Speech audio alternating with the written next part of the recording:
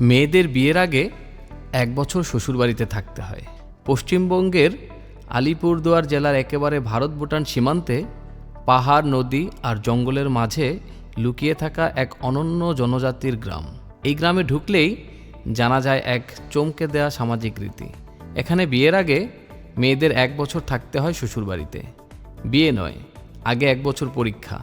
এই সময়ে মেয়েটি ছেলের বাড়িতে থেকেই সংসারের কাজ, খাওয়া দাওয়া সব কিছুর সঙ্গে মানিয়ে নেয়। এই 1 বছর পরেই চূড়ান্ত হয় বিয়ে। আর এই সময়ে বিয়ে না হওয়ার সম্ভাবনাও থাকে, তবে বেশিরভাগ ক্ষেত্রেই বিয়েটা হয়েই যায়। এটাই টোটো প্রজাতির প্রথা। টোটোপাড়া হলো পৃথিবীর একমাত্র জায়গা যেখানে টোটো জাতির বসবাস। এদের প্রধান ভাষা টোটো ভাষা। নিজস্ব বর্ণমালাও রয়েছে, যার স্রষ্টা ধনীরাম টোটো পদ্মশ্রী সম্মানে ভূষিত। খাদ্যের কথা এলে ভাত নয়, এখানকার প্রধান খাদ্য ভুট্টা। ভুট্টা গুঁড়ো করে নিজস্ব পদ্ধতিতে তৈরি হয় চালের মতো খাবার। বাড়িগুলোও আলাদা, নিচটা ফাঁকা, উপরে বসবাস। আগে নিচে পশু রাখা হতো, আজও সেই কাঠামো রয়ে গেছে। শিক্ষা, হাসপাতাল, ব্যাংক সবই আছে।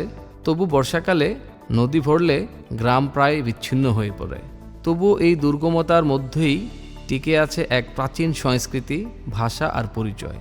টোটোপাড়া শুধু একটা গ্রাম নয়, এটা একটা জীবন্ত ইতিহাস। এই জায়গায় না আসলে জীবনের কিছু অভিজ্ঞতা অসম্পূর্ণই থেকে যায়।